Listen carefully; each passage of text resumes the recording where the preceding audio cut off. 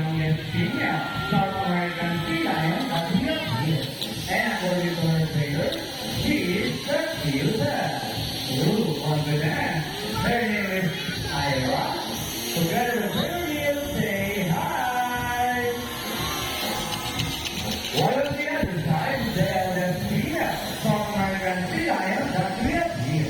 And according to her trainer, she is the sexiest. Lovely driver. Her name is Sandra. Together with her, say hello. Now let's continue. So guys, do you have any idea why they are called sea or feather-footed marine mammals? Any idea? Do you have feathers? Well, let's ask them. Hey, ladies, do you have feathers?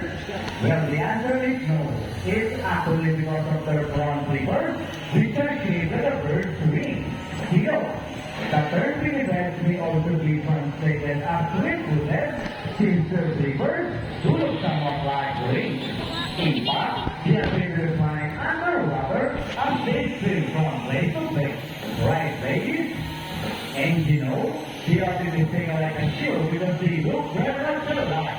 But some differences between a seal and a sea lion is the fact that they are bigger, broad flavors. And they also consider that flavors something they cannot do. As a result, they can walk by while on land. And as a final demonstration of a wonderful brand. And you know what, guys? They have this long and flexible neck. How flexible? Won't check it out. So flexible, right? But it's a wonderful brand. As you can see, the body covers the eagle of short tail. And the whiskers have the sea lion's sense of size. They contain nerve fibers, which make them sensitive. Oh, that's nice. Hey! Any of these whiskers for a navigation or to detect vibrations from playing in the water. And their small external ears give them a sense of hearing both above and below the water surface. Sea lions, like anyone models, can see both above and underwater. They have a canine side butt, no color vision.